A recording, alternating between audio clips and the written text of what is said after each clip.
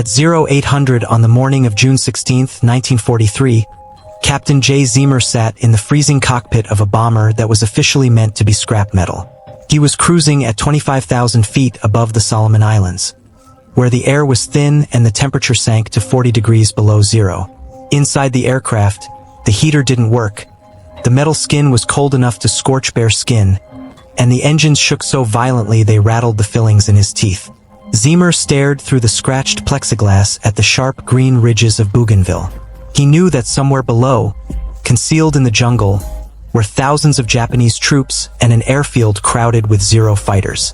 And he understood that the second they spotted his solitary bomber, they would rise to destroy him. The aircraft Zeamer was flying was AB-17E, tail number 41 to 2666. To the Air Force, it was only a serial entry on an equipment roster, but to the men of the 43rd Bomb Group, it carried a different identity. They called it Old 666, and they never spoke the name with affection. They said it with dread. The airplane was an outcast, a bad luck bird.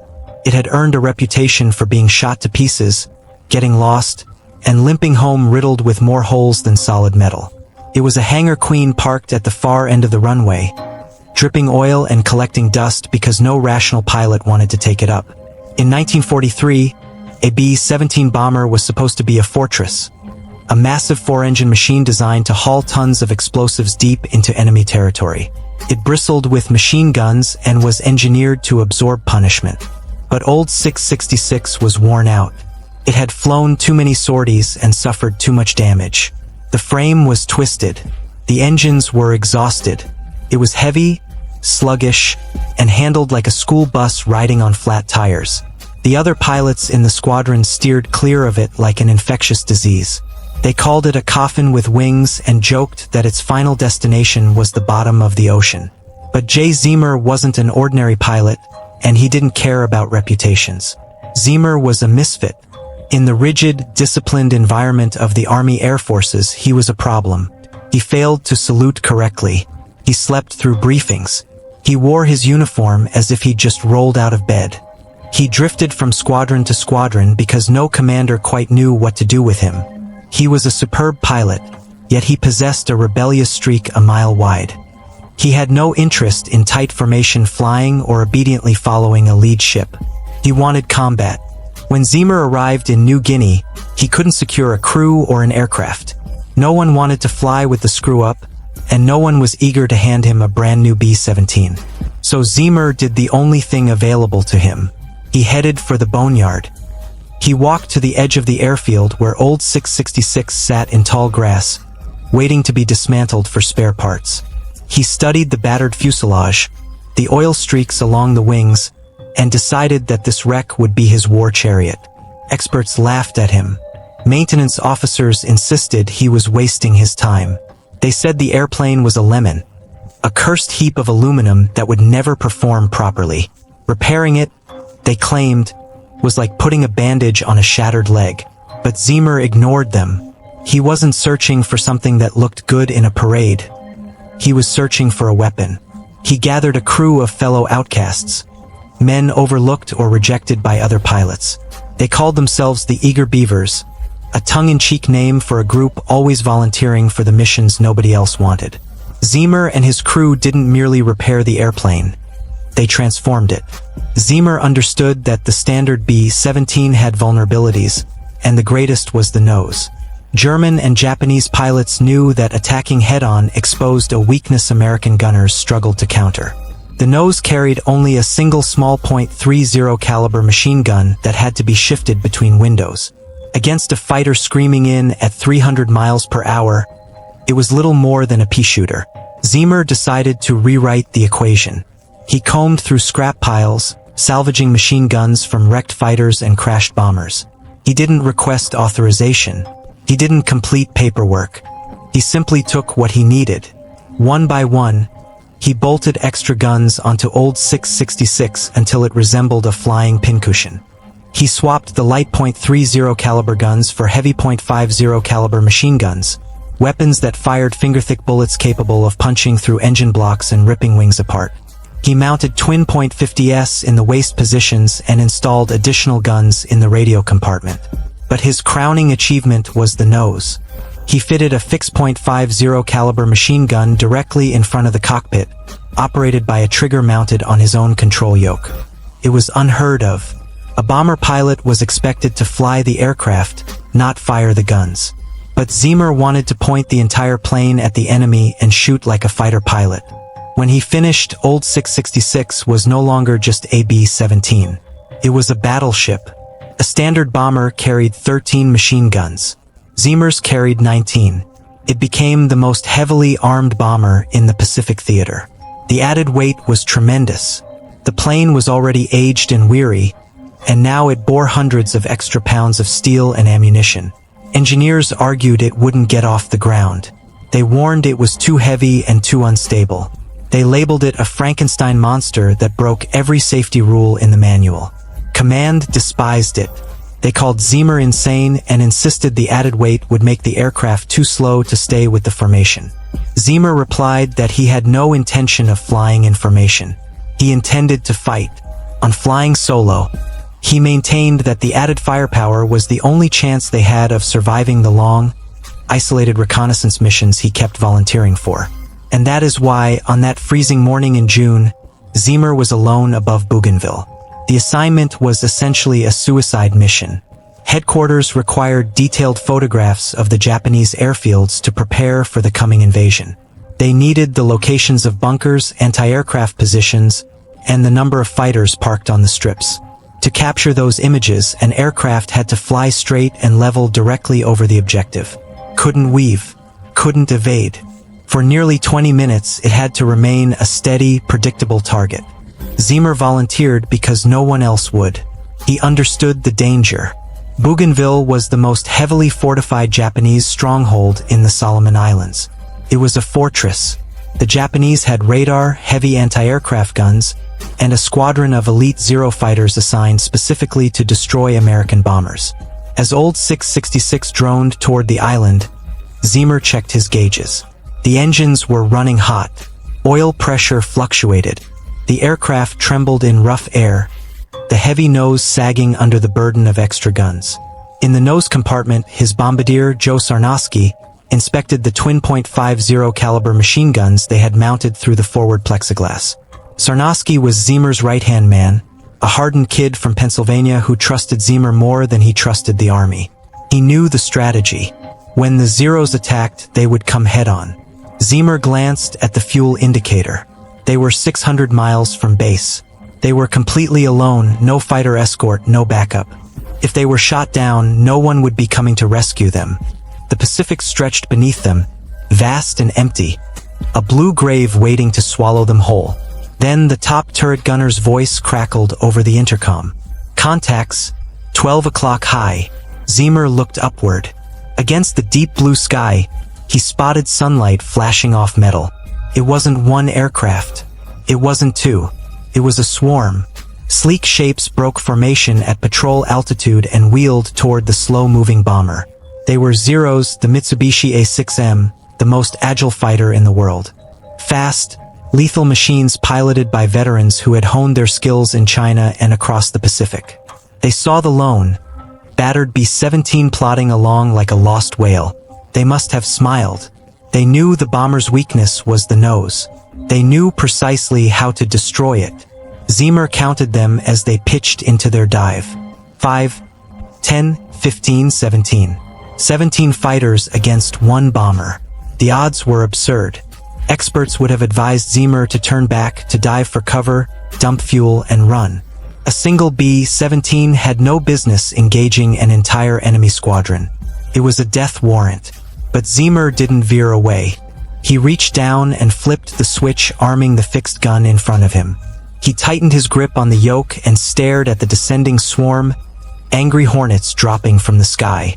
They expected prey. They expected panic. They expected a routine army bomber crew paralyzed with fear. What they didn't realize was that they were attacking a porcupine. Zeamer shoved the throttles forward. The aging engines roared in protest. He aimed the nose of Old 666 directly at the lead fighter. He wasn't going to flee. He was about to turn his junkyard bomber into the most lethal trap in the sky. The standard B-17 carried a fatal vulnerability. The nose, a broad dead zone defended by a single light .30 caliber machine gun. A head-on assault was like stopping a charging bull with a squirt gun. Zeamer had resolved to seal that weakness. Ignoring army manuals, he combed through the boneyard for parts. He stripped heavy .50 caliber guns from a wrecked P-38 fighter, massive weapons capable of punching through engine blocks, and hauled them back to old 666. Then he began cutting holes into the aluminum skin. He didn't seek approval because he already knew it would be denied. He mounted twin .50s in the waist windows to replace the single guns. He installed additional weapons in the radio compartment so the operator could fire while transmitting. He packed so much firepower into the airframe that the aircraft sagged on its landing gear. But his true innovation was in the nose. Zeamer understood that during a frontal attack, the pilot normally sits helpless, steering while the enemy fires. Zeamer refused to be helpless. He mounted a fixed .50 caliber machine gun directly to the cockpit floor, between his feet. He rigged a cable from the gun to a trigger on his control yoke and sighted it by painting a black cross on the windshield. The modification bordered on madness. It transformed a 4-engine bomber into a giant, lumbering fighter. It meant Zeamer didn't just have to fly the aircraft, he had to aim it. To fire at a zero, he had to swing the entire 20-ton bomber until the painted cross aligned with his target. Engineers examined the setup and declared it impossible. They warned the recoil would tear instruments apart. They argued the extra weight would make the plane unflyable. They labeled it a Frankenstein experiment destined to get him killed. But Zeamer wasn't building the plane to impress engineers. He was building it to survive. Plane for the engineers. He was building it for his crew. The men who flew with Zeamer were called the Eager Beavers, a nickname other squadrons used sarcastically because they volunteered for missions no one else would touch. They were a band of misfits, rebels, and cast-offs rejected by other crews for being too undisciplined. But under Zeamer's command, they became one of the deadliest teams in the Pacific. At the center of the crew was 2nd Lieutenant Joe Sarnosky, the bombardier. Sarnosky was a quiet, intense man from Pennsylvania who treated the bomber's nose as his personal domain. He and Zeamer were close friends, bonded by a mutual distrust of authority and a shared conviction that firepower fixed most problems. When Zeamer installed the extra guns in the nose, it was Sarnosky who engineered the ammunition feeds so they wouldn't jam. He transformed the forward section into a solid wall of lead. On the morning of June 16th, that wall of lead was the only barrier between the crew and catastrophe. The assignment was a mapping run over Bougainville, the most heavily defended island in the Solomons. The Army required high-resolution photographs of Japanese airfields to prepare for invasion. To capture them, Zeamer had to hold the aircraft straight and level for 20 full minutes. He couldn't dodge flak. He couldn't evade fighters. He had to remain a sitting target. Zeamer knew the Zeros would come. The Japanese defenders on Bougainville were elite aviators flying the newest Model Zeros painted in dark green camouflage. They were aggressive, seasoned, and eager. A solitary B-17 was usually an easy victory. They called lone reconnaissance bombers Photo Joes and treated them as target practice. When the swarm of 17 fighters appeared at 12 o'clock high, they followed textbook tactics. They divided into elements and lined up for a frontal attack. Their plan was simple. Dive at 300 miles per hour straight into the bomber's glass nose. They expected to see a single weak .30 caliber gun poking outward. They expected the American pilot to panic and bank away, exposing the underside to their cannons. But as the lead Zero began its dive, the pilot must have sensed something was wrong. The B-17 wasn't turning away. It wasn't fleeing. It was turning toward him. Zeamer rammed the throttles forward, pushing the old engines to a shriek. He nudged the control yoke, lowering the nose until the black painted cross aligned with the incoming fighter. In the nose compartment, Joe Sarnosky was ready, crouched behind twin .50 caliber guns, thumbs resting on the butterfly triggers. He watched the Zero swell larger in the glass. He could see the flicker of muzzle flashes from its wings. 20mm cannon shells streaked past the bomber, detonating behind them in bursts of dark smoke. Sarnowski held his fire. Gunners were trained to shoot in short bursts from long range to conserve ammunition. Sarnowski ignored that doctrine. He waited. He waited until the Zero was so close he could distinguish the pilot's helmet. He waited until the enemy aircraft filled the entire windshield. Then the porcupine lashed out. Zeamer pressed the firing button on his yoke. The fixed gun between his feet thundered. Sarnowski squeezed both triggers. The twin guns in the nose erupted. 3 streams of heavy armor-piercing incendiary rounds converged on the lead Zero. The result was devastating. The Japanese fighter didn't merely suffer damage. It disintegrated. .50 caliber rounds tore through the engine and cockpit. The Zero exploded in a burst of orange flame and fragments. It happened so quickly the pilot had no chance to escape. One instant he was attacking. The next he was scattered debris falling into the sea below. The remaining Zeros were stunned. They had never encountered a bomber fighting this way. They had flown headlong into a buzzsaw. Yet they were veterans. They didn't retreat. They adapted. Realizing the easy target was a flying battleship, they decided to crush it with sheer numbers. The swarm shattered formation and attacked from every direction. For fighters dove head-on. 2 slashed in from the flanks. Others circled toward the tail. The sky dissolved into a chaotic whirl of tracer fire and smoke. Inside the cockpit, the noise was overwhelming. 19 machine guns firing at once shook the entire airframe. The smell of cordite and burning oil saturated the cabin. Zeamer wrestled the controls, striving to keep the aircraft steady for the cameras while simultaneously fighting a dogfight. He stomped on the rudder pedals, skidding the heavy bomber sideways to spoil the aim of Japanese gunners. But the Zeros were skilled. A 20mm shell smashed through the plexiglass nose and detonated inside. Shrapnel sprayed the compartment. The blast hurled Joe Sarnowski backward. He was struck in the abdomen and neck, collapsing to the floor as blood soaked his flight suit. In the cockpit, Zeamer felt a crushing impact. A bullet had pierced the fuselage and shattered his left leg. Another round ripped through his wrist. The instrument panel burst apart, sending shards of glass into his face. The rudder pedals became slick with hydraulic fluid and blood. The aircraft lurched violently. The oxygen system was damaged. Hydraulic lines were severed. Old 666 was dying in the sky. Zeamer glanced at his leg. It was mangled beyond recognition. The pain was blinding. A white-hot surge threatening to pull him into unconsciousness. He checked the airspeed indicator. It swung erratically. He looked at the altimeter. They were losing altitude. In the nose compartment, Sarnowski was bleeding to death. The other crew members tried to pull him back toward the radio room to treat his wounds, but Sarnowski shoved them aside. He glanced through the shattered nose window and saw a Zero setting up for another attack. The Japanese pilot assumed the nose guns were silent. He was closing in for the kill. Sarnowski crawled back to his weapons. With hands slick with blood, he seized the grips. Unable to stand, he hauled himself upright using the gun mount. He spat blood onto the floor, steadied the sights, and waited. The Zero came in fast, cannons flashing. Sarnowski did not hesitate.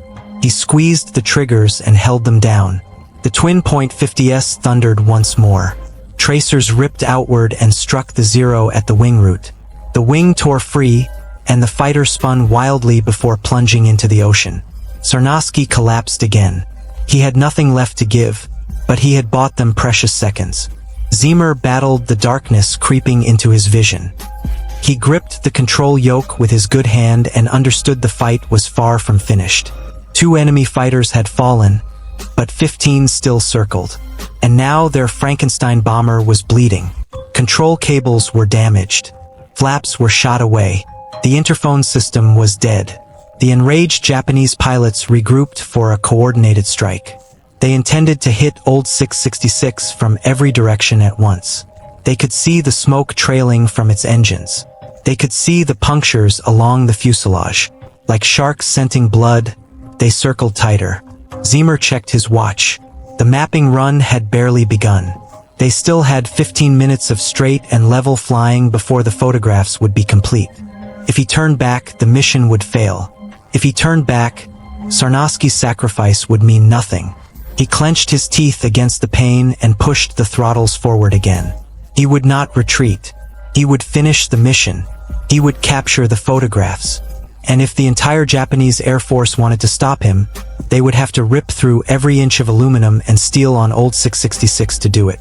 The misfit pilot and his battered aircraft were alone in the sky, broken, bleeding, and outnumbered 15-1. The dogfight had transformed into a siege, and the longest 40 minutes in aerial combat history were just beginning. The cockpit of old 666 was no longer a workstation.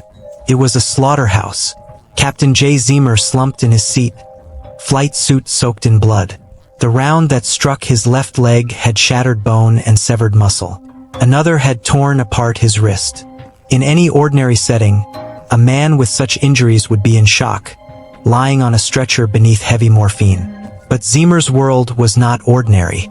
He was 5 miles above the Pacific, strapped into a 20-ton metal shell that 15 Japanese fighters were trying to tear apart. The pain was overwhelming. It felt as if his nerves were wired directly into the aircraft's electrical system.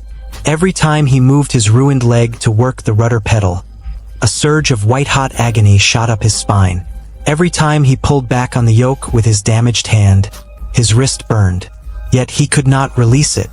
If he did, the bomber's heavy nose would drop, the aircraft would stall and spin, and they would all perish. He was forced to fly using only his right hand and right leg, wrestling the massive controls while his body fought to shut down. He looked at the instrument panel. It was shattered, glass splintered, gauges twisted. The airspeed indicator was destroyed. The compass spun aimlessly. The oxygen system had been damaged, meaning they were slowly suffocating in the thin air at 25,000 feet. Oxygen deprivation blurred the edges of his vision and dulled his thoughts, as if his mind were wrapped in cotton. But the Zeros showed no mercy. They had seen the nose guns fall silent after Sarnowski was wounded. They sensed vulnerability. Once more they lined up from 12 o'clock, diving directly toward the shattered windshield. They wanted to end it. They wanted to drive a 20mm shell straight into Zeamer's chest. Zeamer saw them descending. He could not fire back. His fixed nose gun was jammed or empty, and he could not reach the trigger regardless. His only defense was his flying. A B-17 was never meant to dodge like a fighter. It was a lumbering bus in the sky, but Zeamer seized the yoke and threw it hard to the side. He stomped the right rudder pedal to the floor. The bomber groaned. Its metal skin shrieked as it caught the air sideways. The aircraft skidded violently to the right, slipping out of the stream of incoming tracers. Japanese rounds tore through empty sky where the cockpit had been a heartbeat earlier. The Zeros screamed past, frustrated, looping upward for another attack. This time they struck from the rear. In the tail and waist sections, the remaining eager Beavers fought desperately. Spent brass casings carpeted the floor, making it slick under their boots. The barrels of their .50 caliber guns glowed cherry red. They were no longer firing disciplined bursts. They held the triggers down, pouring out a relentless storm of bullets. Here, Zeamer's radical modifications proved decisive. The Zeros expected the weak, single guns of a standard bomber. Instead, they ran headlong into the twin .50s he had installed. Heavy rounds tore through the attacking fighters, shredding metal and ripping into engines as the battle raged on in the burning sky.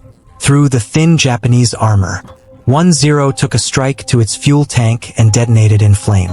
Another lost its tail assembly and corkscrewed into the clouds. But the swarm was overwhelming. For every fighter they downed, 2 more slid into position. The assaults arrived in waves, like wolves tearing at a wounded buffalo. A cannon round punched a hole in the wing the size of a dinner plate. Another shredded the vertical stabilizer, snapping rudder cables. The bomber shuddered violently. In the nose compartment, Joe Sarnowski was dying. He lay on the floor, his life draining onto the icy aluminum. He was fading, barely able to raise his head. Through the fog of agony, he saw a shadow sweep across the cockpit. A Zero was easing into position, banking for a deliberate kill shot at the pilot. Sarnowski didn't hesitate, he acted. He dragged his shattered body back toward the guns. It must have cost him every ounce of strength he had left.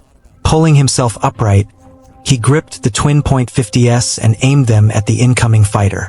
He lacked the strength for precise aim, so he walked the tracers onto the target. The Japanese pilot never anticipated it. Believing the nose gunner was dead, he was completely unprepared. The sudden eruption of fire caught him unaware. Bullets tore through the Zero's canopy.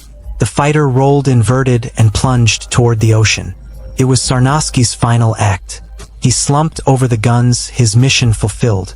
He had defended his friend and his aircraft to the very end. Zeamer felt the bomber tremble as the Zero fell away. He understood Sarnowski was gone. A cold knot of fury tightened in his stomach. He checked his watch. They had been fighting for 20 minutes. The mapping run should have been complete, but the chaotic battle had pushed them off course. They had not covered the entire target. He had a choice. He could dive for the deck, nose down, build speed, and try to lose the Zeros in the cloud layer below. It was the logical decision. It was the move that might preserve his life. But it would mean failure. The photographs would be incomplete. The invasion planners would remain blind. Zeamer glanced at the camera controls. The camera was still operating. He studied the horizon. He needed 10 more minutes to finish. He made his decision. He did not turn for home. He banked the battered bomber back onto its assigned course, leveled the wings, and flew straight and steady, ignoring the fighters buzzing around him like enraged wasps. It was pure defiance. He was telling the Japanese, "You can shoot me, you can cripple my plane, you can kill my crew, but you cannot stop this mission." The Zeros were incredulous. The bomber was riddled with holes. It trailed smoke. The pilot was bleeding out. And still it flew on, unwavering. They attacked from above, below, and both sides. Yet old 666 refused to fall. The scrap-built bomber absorbed punishment that would have destroyed a factory-fresh aircraft. The salvaged armor plating deflected bullets. The extra guns kept attackers at bay. And the pilot simply refused to surrender. At last, the film counter ticked to 0. The photographs were complete. The objective was achieved. Zeamer did not cheer. He barely had the strength. He exhaled slowly, as though he had been holding that breath for an eternity. Then he pushed the yoke forward. Old 666 tipped its nose down and began a steep descent. They dropped from the sky like a stone. The air thickened. The temperature climbed. The Zeros pursued briefly, firing a few parting bursts, but they were low on fuel and ammunition. They could not chase the bomber all the way to New Guinea. One by one, they peeled off and turned back toward Bougainville, leaving the smoking wreck of the B-17 alone over the Pacific. The sudden quiet was staggering. Moments earlier, the sky roared with engines and gunfire. Now there was only the steady hum of propellers and the rush of wind. Zeamer leveled off at 5,000 feet and assessed the damage. It was severe. The hydraulic system was destroyed. No brakes, no flaps. The oxygen system was gone. The radio was wrecked. The compass useless. And he was losing blood rapidly. He glanced at his leg. His flight suit was soaked through. The adrenaline was fading. Shock was setting in. He felt lightheaded. If he lost consciousness, the bomber would crash. He shouted over the crippled intercom, "Is anyone alive back there?" One by one, faint replies answered. They were wounded.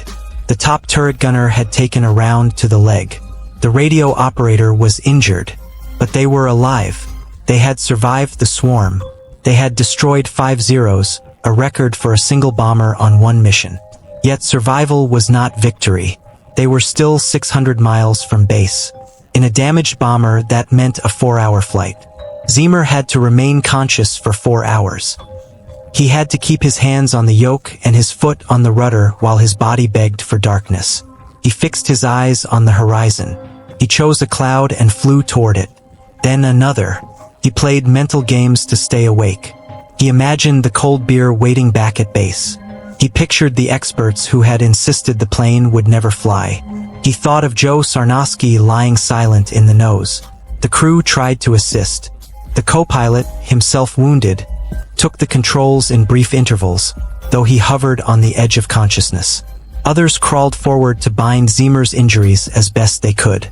They packed his wounds with sulfa powder and injected morphine, but the pain burned through the medication. Hour after hour, the shattered bomber droned toward home, held in the air by sheer willpower and the stubborn refusal of its pilot to let go. The damaged bomber limped southward. The engines began running hot. Oil pressure slipped lower and lower. Old 666 was staying in one piece through habit more than engineering. It felt like a ghost ship sustained by stubborn will alone. At last, the coastline of New Guinea appeared along the horizon. A faint strip of green against endless blue. It was the most beautiful sight Zeamer had ever seen. But spotting land was one thing. Putting a crippled bomber down on it was something else entirely. Zeamer knew the brakes were gone. The flaps were useless. He had to land a 20-ton bomber at high speed on a dirt strip using one functional arm and one working leg. If he mishandled it, if the plane bounced or ground looped, the aircraft would tear apart and kill the survivors of the dogfight. He lined up with the runway at WWII. It wasn't their assigned base, but it was the nearest stretch of dirt available. He pulled back the throttles. The bomber began to descend. Trees surged upward beneath them. He hauled back on the yoke with his shattered wrist. Pain burst behind his eyes like sparks. The wheels struck the dirt. The plane bounced once, then again. Finally it settled, still rolling fast. With no brakes, it simply kept going, past the control tower, past parked aircraft, all the way to the end of the strip and into the grass. With a long groan of twisting metal, old 666 finally stopped. Zeamer sat motionless in the silence. His hands were locked around the yoke. His injured leg felt distant and numb. In the distance, he heard ambulance sirens approaching. He heard crewmen shouting. Slowly, he leaned his head back against the seat and stared at the empty space beside him. He looked at the blood pooled on the floor. He closed his eyes. The mission was finished. The Frankenstein bomber had brought them home. When the dust settled on the runway at WWII, the stillness felt heavier than the chaos of battle. Medical crews ran toward the shattered aircraft, expecting bodies to be pulled from wreckage. What they found inside old 666 resembled a slaughterhouse more than an airplane. The fuselage was riddled with hundreds of holes. Sunlight pierced through bullet scars. Illuminating blood smeared across the floor. The airframe looked as though it had been blasted apart by a shotgun. Medics discovered Captain Jay Zeamer still strapped into the pilot's seat. He was pale, nearly translucent, as if drained of life. He had lost close to half his blood. Around his boots, the cockpit floor was slick with a mixture of hydraulic fluid, oil, and red pooling beneath him. His left leg was nearly detached, bone splintered, muscle torn. One arm hung useless. He drifted in and out of awareness, yet his hand remained clamped to the yoke. He had flown 600 miles while bleeding out, refusing to surrender until the wheels touched earth. Medics had to pry his fingers loose to lift him onto a stretcher. In the nose compartment, they found Joe Sarnosky draped over his guns, cold and still. He had died as he fought at his post. He had not tried to crawl away. He had not sought cover. He had remained at the guns, defending his crew until his final breath. The medics carefully lifted him from the shattered nose. They covered him gently, but word of his actions was already spreading across the field. Crew members, battered and exhausted, told anyone who would listen that Sarnosky had saved them. He had faced a swarm of fighters with a mortal wound and prevailed. As Zeamer was rushed to the field hospital, ground crews began counting damage to the aircraft. They stopped tallying at 180. The final count reached 187 bullet holes and 5 cannon shell strikes. The airframe was perforated like a sieve. The wing's main spar, the structural spine anchoring wing to fuselage, was severed. By every rule of physics, the wing should have torn free in flight. The vertical stabilizer hung by a strip of metal. The fact that the bomber had remained airborne, let alone survived a 40-minute dogfight, defied logic. The experts who once mocked old 666 came to inspect it. They studied the 19 machine guns, They examined the fixed-nose weapon bolted to the cockpit floor. They looked at the twin-point 50s in the waist.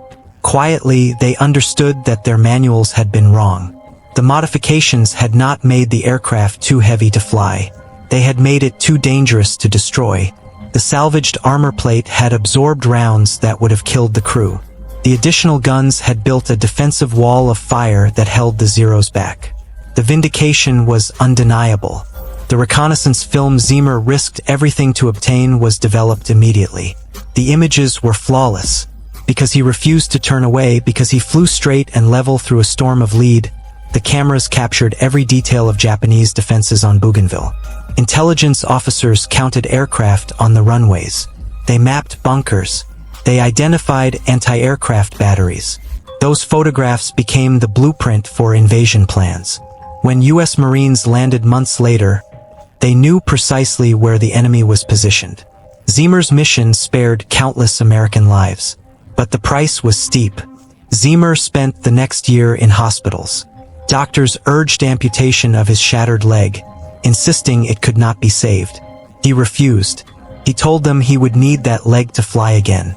He endured repeated surgeries, bone grafts, and infections. He fought rehabilitation with the same stubborn resolve he had shown in the sky. Lying in hospital beds, he replayed the mission endlessly, remembering the boneyard, the nights welding guns onto aluminum skin, and the face of Joe Sarnosky. The Army Air Forces soon recognized they were dealing with legend, not insubordination. Instead of punishing Zeamer for unauthorized modifications, they honored him. Captain Jay Zeamer and Second Lieutenant Joe Sarnosky were both awarded the Medal of Honor, the nation's highest decoration for valor. It remains the only instance where two members of the same aircrew received the Medal of Honor for a single mission. The rest of the eager Beavers were awarded the Distinguished Flying Cross. They became one of the most decorated crews in American aviation history. The legacy of Old 666 extended beyond medals. Engineers reevaluated Zeamer's controversial nose gun concept. They acknowledged the vulnerability in the B-17's front arc. Soon afterward, factories began producing the B-17G model featuring a chin turret, a remotely controlled twin machine gun system mounted beneath the nose specifically designed to repel frontal attacks. Zeamer had been correct. His so-called Frankenstein experiment became standard wartime design. He eventually regained the ability to walk, though he carried a permanent limp. Returning to civilian life, he never claimed heroism. In his view, the true hero was the man who did not return.